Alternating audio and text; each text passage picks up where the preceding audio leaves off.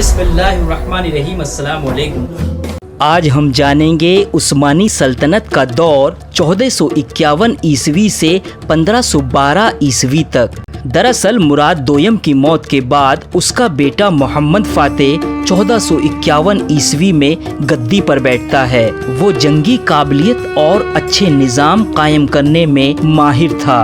हालांकि वो समझदारी के एतबार से अपने बाप दादाओं से भी आगे निकल गया, लेकिन अखलाकी तौर पर आर खान मुराद अव्वल और मुराद दोयम की तरह नहीं था। उसे जालिम भी नहीं कहा जा सकता, लेकिन उसके मिजाज में बहुत सख्ती थी। मामूली शिकायत पर वो बड़े बड़े अहम लोगों को कत्ल करवा देता था। इसके बावजूद मोहम्मद फातेह अपने अच्छे कारनामों की वजह से सब पर बाजी ले गया। उसका सबसे बड़ा कारनामा कुस्तुनतुनिया की फतह है। दरअसल कुस्तुनतुनिया का बाज़ंतीनी बादशाह, जिसे कैसर कहा जाता था, तुर्कों को टैक्स देता था, लेकिन ये शहर मुसलमानों के कब्जे में नहीं था। इस शहर को फतह करने की कोशिश सबसे पहले हजरत अमीर मुआविया रज़ियल्लाहु अन्हु के दौर में की गई थी और फिर बाद में अरबों और तुर्कों ने कई बार ये कोशिश की, लेकिन उन्हें भी कामयाबी हासिल न हो सकी। लेकिन ये एजाज उस्मानी सुल्तान मोहम्मद के नसीब में लिखा था और वैसा ही हुआ। सुल्तान मोहम्मद ने केवल 54 दिन की घेराबंदी के बाद सन 1453 ईस्वी में इस 1100 साल पुरानी रूमी सल्तनत का खात्मा कर दिया और कुस्तुनतुनिया को फतह कर लिया।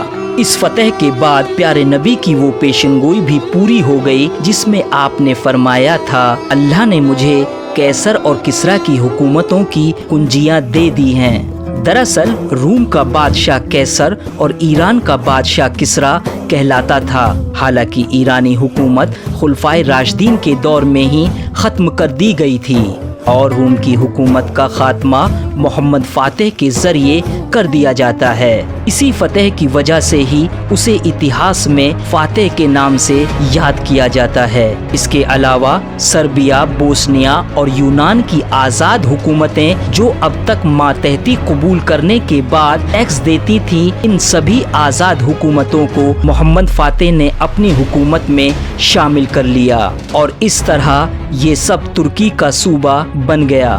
मोहम्मद फातेह ने उत्तर में क्रीमिया, पूरब में तराबुजों और स्नूप की हुकूमतों को भी जीत लिया।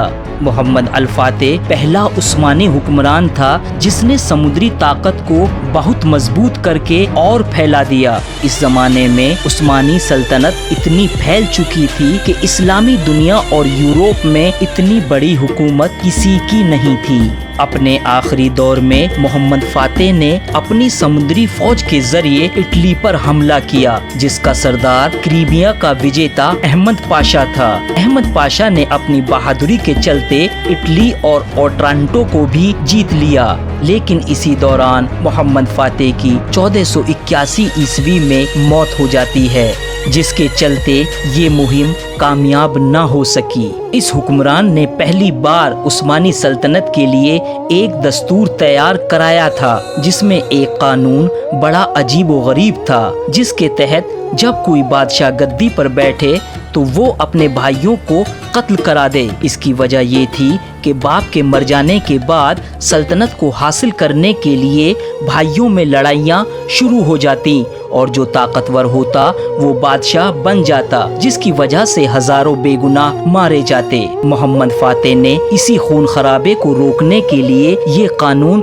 बनाया था, जो कि बहुत मलामत के काबिल है। मोहम्मद फातेह के बाद उसके लड़के बायजीद दोयम ने 1481 ईस्वी से 1512 ईस्वी तक तकरीबन 30 साल हुकूमत की। इसके दौर में न लड़ाइयाँ ज्यादा हुई और ना ही कोई बड़ी घटना घटित हुई। ये एक सुकून पसंद, इल्म व अदब का शौकीन हुक्मरान था। लेकिन बायजीद के बाद इसका लड़का सलीम अव्वल 1512 ईस्वी में तख्त नशीन होता है, जिसने केवल 8 साल हुकूमत की। आगे जानेंगे इसी का दौर, जो कि उस्मानी सल्तनत का सुनहरा दौर कहलाता है। यानी उस्मानी सल्तनत का ये दौर 1512 ईस्वी से 1520 ईस्वी तक। दूसरों तक इस वीडियो को पहुंचाने के लिए लाइक और शेयर करें। चैनल को सब्सक्राइब करने के बाद घंटी का बटन दबाएं ताकि आने वाली हर वीडियो आप तक पहुंचती रहे।